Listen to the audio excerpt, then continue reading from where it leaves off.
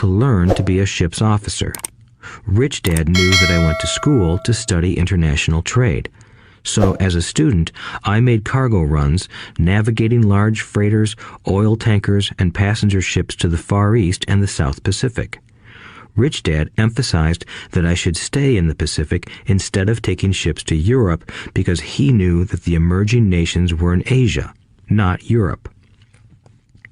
While most of my classmates, including Mike, were partying at their fraternity houses, I was studying trade, people, business styles, and cultures in Japan, Taiwan, Thailand, Singapore, Hong Kong, Vietnam, Korea, Tahiti, Samoa, and the Philippines.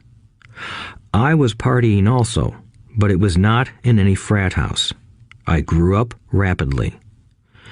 Educated Dad just could not understand why I decided to quit and join the Marine Corps. I told him I wanted to learn to fly, but really I wanted to learn to lead troops. Rich Dad explained to me that the hardest part of running a company is managing people. He had spent 3 years in the Army. My educated dad was draft exempt. Rich Dad valued learning to lead men into dangerous situations. Leadership is what you need to learn next, he said. If you are not a good leader, you'll get shot in the back, just like they do in business. Returning from Vietnam in 1973, I resigned my commission, even though I loved flying. I found a job with Xerox Corporation. I joined it for one reason, and it was not for the benefits. I was a shy person, and the thought of selling was the most frightening subject in the world. Xerox has one of the best sales trainings programs in America. Rich Dad was proud of me. My educated dad was ashamed. Being an intellectual, he thought that salespeople were below him. I worked with Xerox for 4 years until I overcame my fear of knocking on doors and being rejected. Once I could consistently be in the top 5 in sales, I again resigned and moved on, leaving behind another great career with an excellent company. In 1977, I formed my first company. Rich Dad had groomed Mike and me to take over companies, so I now had to learn to form them and put them together. My first product, the nylon and Velcro wallet, was manufactured in the Far East and shipped to a warehouse in New York, near where I had gone to school. My formal education was complete, and it was time to test my wings. If I failed, I would go broke. Rich Dad thought it best to go broke before 30. You still have time to recover, was his advice. On the eve of my 30th birthday, my first shipment left Korea for New York. Today, I still do business internationally, and as my rich dad encouraged me to do, I keep seeking the emerging nations. Today, my investment company invests in South American countries and Asian countries, as well as in Norway and Russia.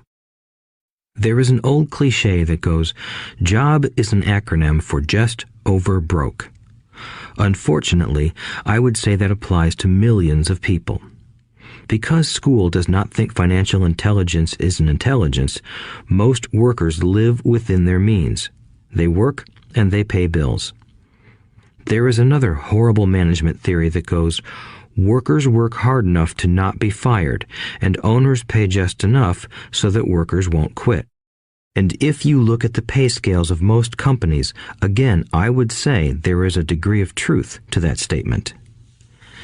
The net result is that most workers never get ahead. They do what they've been taught to do, get a secure job. Most workers focus on working for pay and benefits that reward them in the short term, but are often disastrous in the long run. Instead, I recommend to young people to seek work for what they will learn more than what they will earn. Look down the road at what skills they want to acquire before choosing a specific profession and before getting trapped in the rat race. Once people are trapped in the lifelong process of bill paying, they become like those little hamsters running around in those metal wheels. Their little furry legs are spinning furiously. The wheel is turning furiously, but come tomorrow morning, they'll still be in the same cage. Great job. In the movie Jerry Maguire, starring Tom Cruise, there are many great one-liners. Probably the most memorable is, "Show me the money." But there is one line I thought most truthful. It comes from the scene where Tom Cruise is leaving the firm. He has just been fired, and he is asking the entire company, "Who wants to come with me?" And the whole place is silent and frozen. Only one woman speaks up and says, "I'd like to, but I'm due for a promotion in 3 months." That statement is probably the most truthful statement in the whole movie. It is the type of statement that people use to keep themselves busy, working away to pay bills. I know my educated dad looked forward to his pay raise every year, and every year he was disappointed. So he would go back to school to earn more qualifications so he could get another raise. Then, once again, there would be another disappointment. The question I often ask people is, where is this daily activity taking you? Just like the little hamster, I wonder if people look at where their hard work is taking them. What does the future hold? In his book, The Retirement Myth, Craig S. Carpel writes, "I visited the headquarters of a major national pension consulting firm and met with a managing director who specializes in designing lush retirement plans for top management. When I asked her what people who don't have corner offices will be able to expect in the way of pension income, she said with a confident smile, 'The silver bullet.'" "What," I asked, "is the silver bullet?"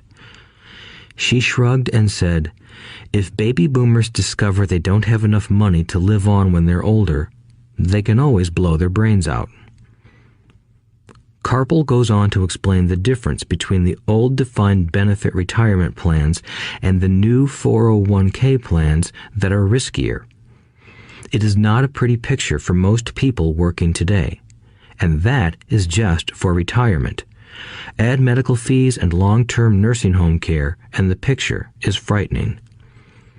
Already, many hospitals in countries with socialized medicine need to make tough decisions such as who will live and who will die. They make those decisions purely on how much money they have and how old the patients are. If the patient is old, they often will give the medical care to someone younger. The older, poor patient gets put to the back of the line.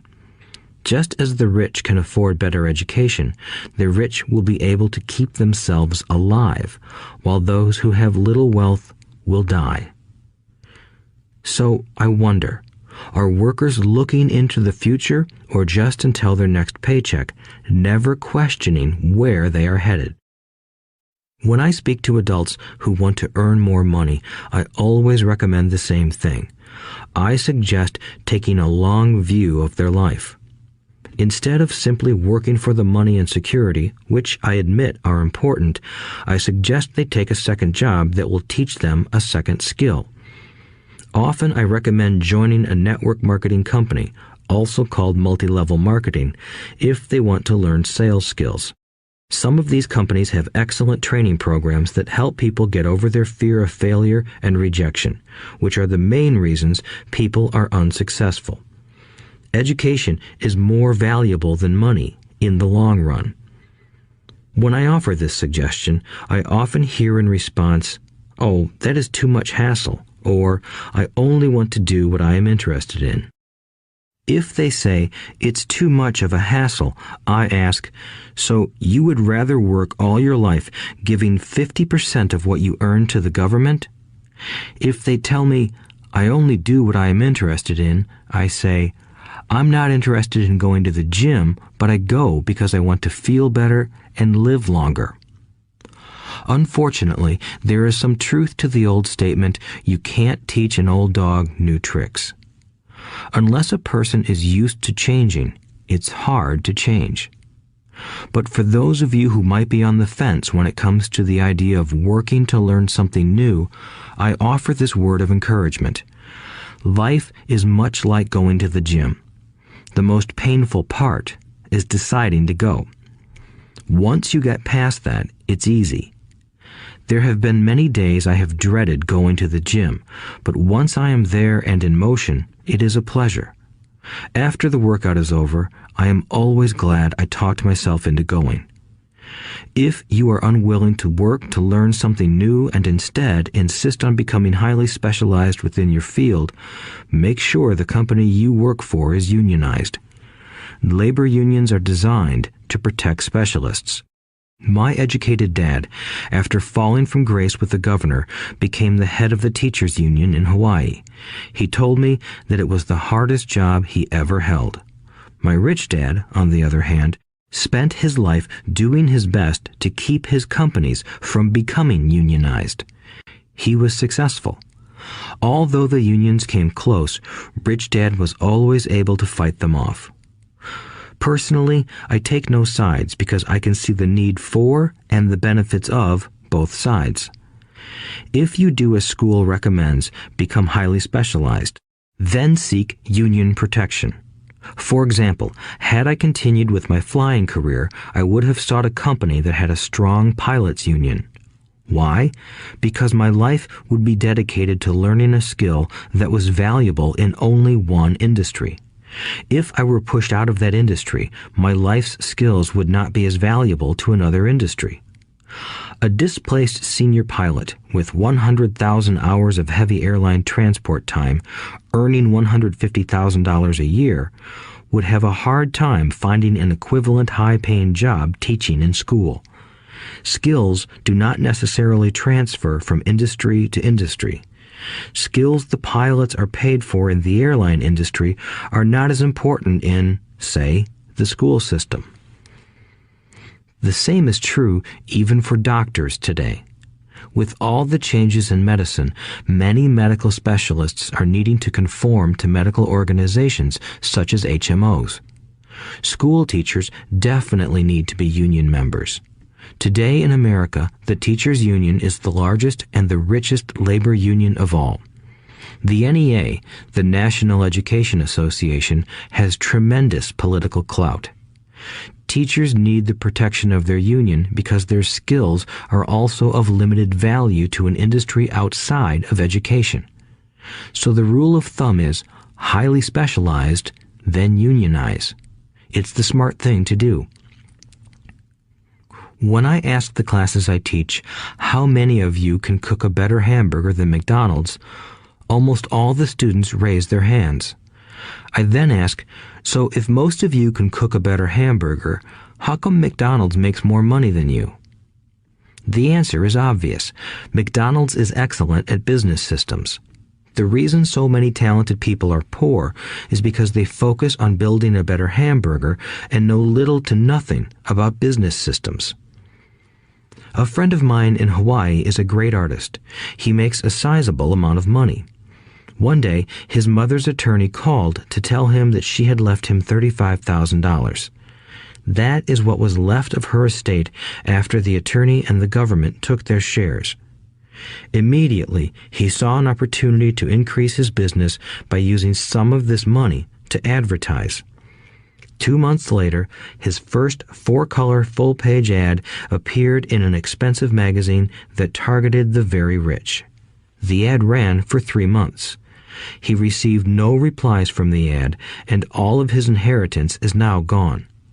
He now wants to sue the magazine for misrepresentation.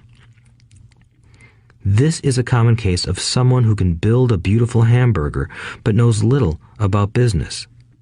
When I asked him what he learned, his only reply was, "Advertising salespeople are crooks." I then asked him if he would be willing to take a course in sales and a course in direct marketing. His reply, "I don't have the time, and I don't want to waste my money." The world is filled with talented poor people. All too often, they're poor or struggle financially or earn less than they are capable of, not because of what they know, but because of what they do not know. They focus on perfecting their skills at building a better hamburger rather than the skills of selling and delivering the hamburger. Maybe McDonald's does not make the best hamburger, but they are the best at selling and delivering a basic average burger.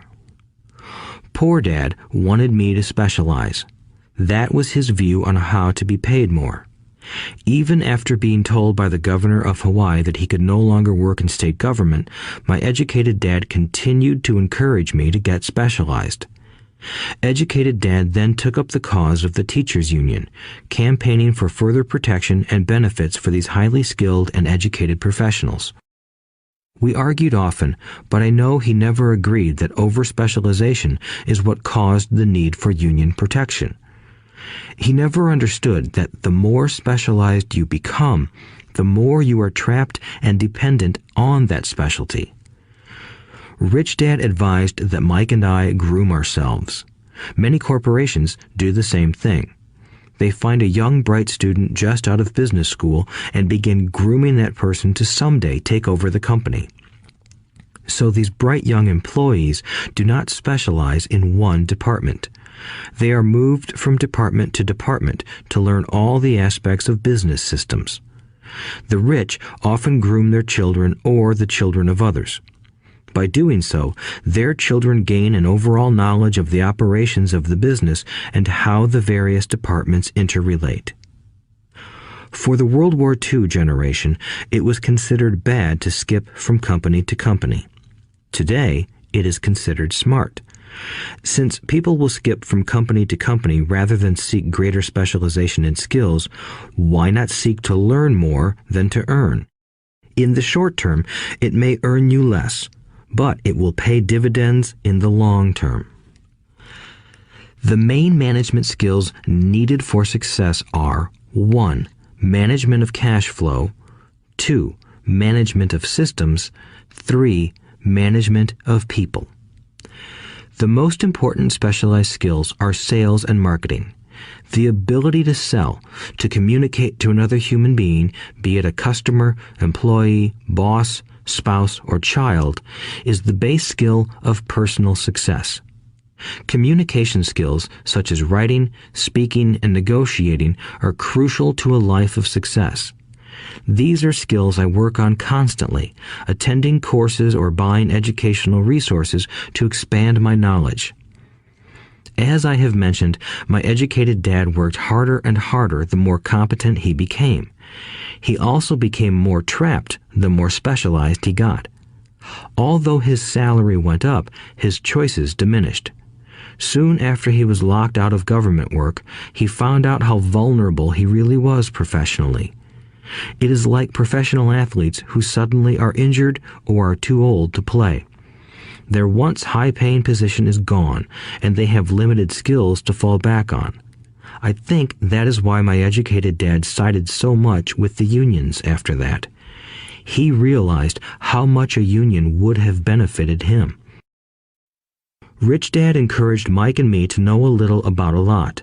He encouraged us to work with people smarter than we were and to bring smart people together to work as a team. Today, it would be called a synergy of professional specialties. Today, I meet ex-school teachers earning hundreds of thousands of dollars a year. They earn that much because they have specialized skills in their field as well as other skills. They can teach as well as sell and market. I know of no other skills to be more important than selling and marketing.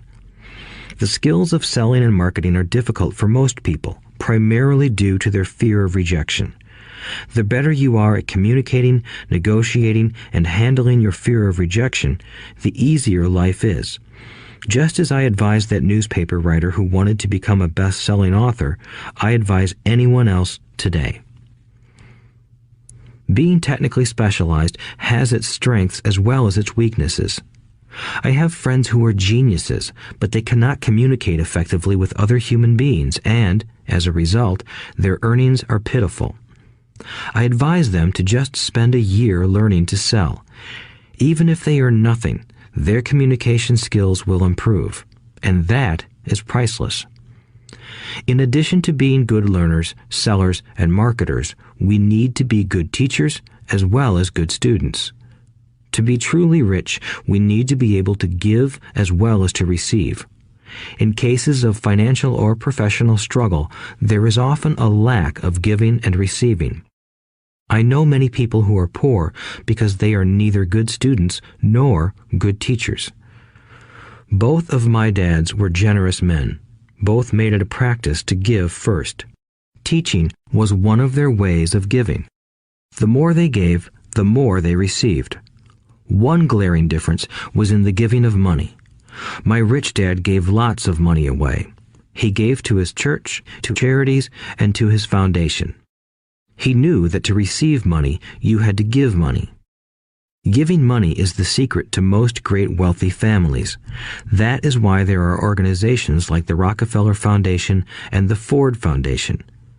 These are organizations designed to take their wealth and increase it, as well as give it away in perpetuity. My educated dad always said, "When I have some extra money, I'll give it." The problem was that there was never any extra. So he worked harder to draw more money in rather than focus on the most important law of money. Give and you shall receive. Instead, he believed in receive and then you give. In conclusion, I became both dads. One part of me is a hardcore capitalist who loves the game of money making money. The other part is a socially responsible teacher who is deeply concerned with this ever-widening gap between the haves and have-nots.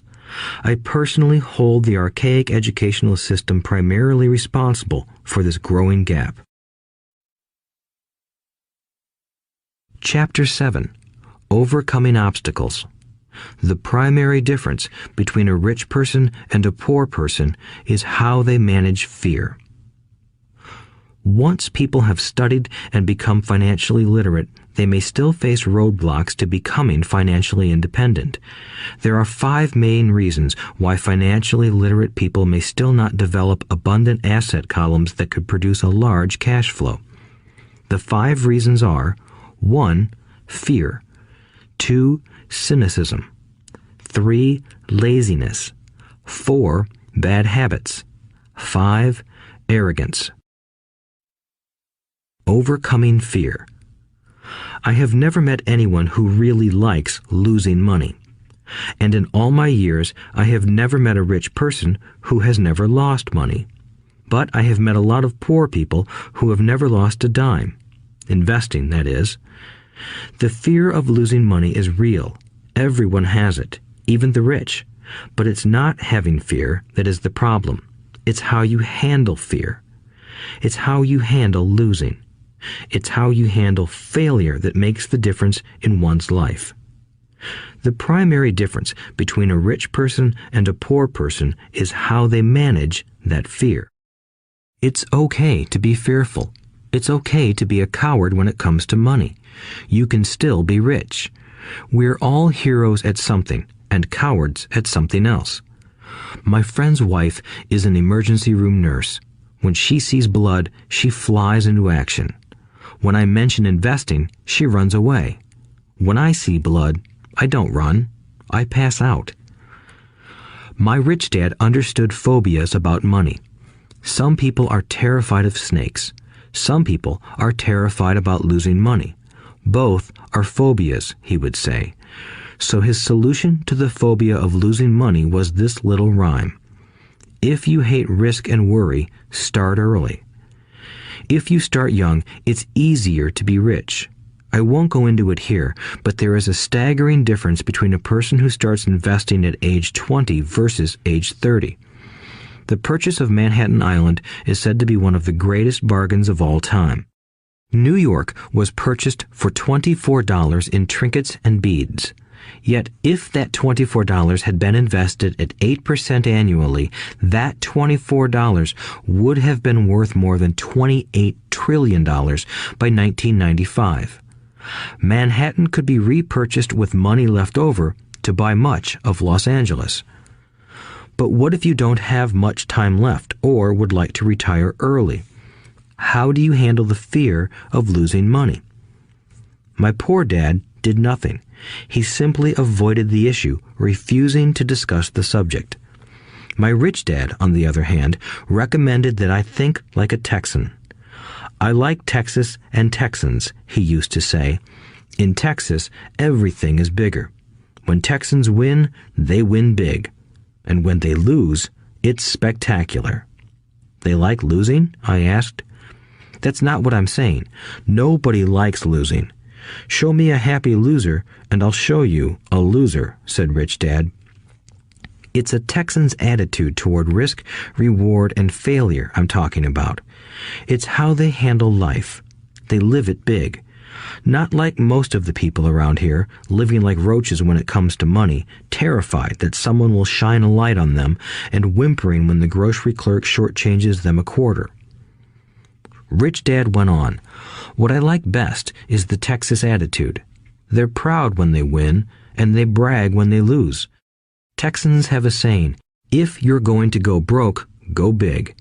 You don't want to admit you went broke over a duplex." He constantly told Mike and me that the greatest reason for lack of financial success was because most people played it too safe. People are so afraid of losing that they lose, were his words. Fran Tarkenton, a one-time great NFL quarterback, says it still another way. Winning means being unafraid to lose.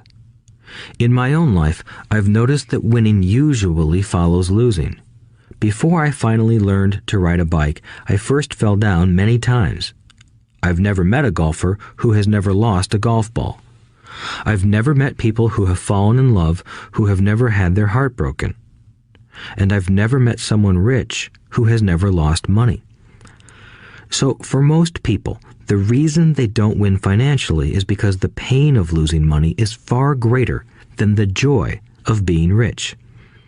Another saying in Texas is, everyone wants to go to heaven, but no one wants to die. Most people dream of being rich, but are terrified of losing money, so they never get to heaven. Rich Dad used to tell Mike and me stories about his trips to Texas. If you really want to learn the attitude of how to handle risk, losing, and failure, go to San Antonio and visit the Alamo. The Alamo is a great story of brave people who chose to fight, knowing there was no hope of success. They chose to die instead of surrendering. It's an inspiring story worthy of study. Nonetheless, it's still a tragic military defeat. They got their butts kicked. So, how do Texans handle failure? They still shout, "Remember the Alamo." Mike and I heard this story a lot. He always told us this story when he was about to go into a big deal and he was nervous. After he had done all his due diligence and it was time to put up or shut up, he told us this story. Every time he was afraid of making a mistake or losing money, he told us this story. It gave him strength, for it reminded him that he could always turn a financial loss into a financial win. Rich Dad knew that failure would only make him stronger and smarter. It's not that he wanted to lose. He just knew who he was and how he would take a loss. He would take a loss and make it a win. That's what made him a winner and others losers. It gave him the courage to cross the line when others backed out. That's why I like Texans so much, he would say. They took a great failure and turned it into inspiration, as well as a tourist destination that makes them millions. But probably his words that mean the most to me today are these. Texans don't bury their failures. They get inspired by them. They take their failures and turn them into rallying cries. Failure inspires Texans to become winners. But that formula is not just the formula for Texans. It is the formula for all winners. I've said that falling off my bike was part of learning to ride. I remember falling off only made me more determined to learn to ride, not less. I also said that I have never met a golfer who has never lost a ball. For top professional golfers, losing a ball or a tournament provides the inspiration to be better, to practice harder, to study more.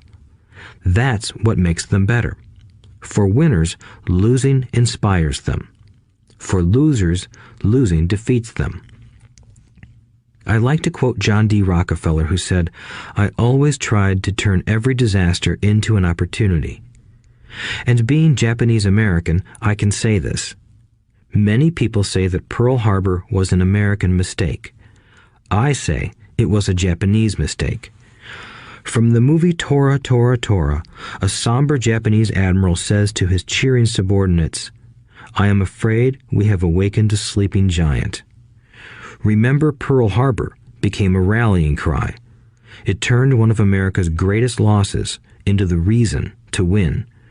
This great defeat gave America strength, and America soon emerged as a world power. Failure inspires winners, and failure defeats losers. It is the biggest secret of winners. It's the secret that losers do not know. The greatest secret of winners is that failure inspires winning. Thus, they're not afraid of losing. Repeating Fran Tarkenton's quote, "Winning means being unafraid to lose." People like Fran Tarkenton are not afraid of losing because they know who they are. They hate losing, so they know that losing will only inspire them to become better. There is a big difference between hating losing and being afraid to lose. Most people are so afraid of losing money that they lose. They go broke over a duplex. Financially, they play life too safe and too small. They buy big houses and big cars, but not big investments. The main reason that over 90% of the American public struggles financially is because they play not to lose. They don't play to win. They go to their financial planners or accountants or stockbrokers and buy a balanced portfolio. Most have lots of cash in CDs, low-yield bonds, mutual funds that can be traded within a mutual fund family, and a few individual stocks. It is a safe and sensible portfolio, but it is not a winning portfolio. It is a portfolio of someone playing not to lose. Don't get me wrong, it's probably a better portfolio than more than 70% of the population has, and that's frightening. It's a great portfolio for someone who loves safety. But playing it safe and balanced on your investment portfolio is not the way successful investors play the game. If you have little money and you want to be rich, you must first be focused, not balanced. If you look at any successful person, at the start, they were not balanced. Balanced people go nowhere. They stay in one spot. To make progress, you must first go unbalanced. Just look at how you make progress walking. Thomas Edison was not balanced. He was focused. Bill Gates was not balanced. He was focused. Donald Trump is focused. George Soros is focused. George Patton did not take his tanks wide. He focused them and blew through the weak spots in the German line. The French went wide with the Maginot Line, and you know what happened to them. If you have any desire to be rich, you must focus. Do not do what poor and middle-class people do, put their few eggs in many baskets. Put a lot of your eggs in a few baskets and focus. Follow one course until successful. If you hate losing, play it safe. If losing makes you weak, play it safe. Go with balanced investments. If you're over 25 years old and are terrified of taking risks, don't change. Play it safe, but start early. Start accumulating your nest egg early because it will take time. But if you have dreams of freedom, of getting out of the rat race, the first question to ask yourself is, how do I respond to failure? If failure inspires you to win, maybe you should go for it, but only maybe. If failure makes you weak or causes you to throw temper tantrums, like spoiled brats who call attorneys to file lawsuits every time something doesn't go their way, then play it safe. Keep your daytime job, or buy bonds or mutual funds.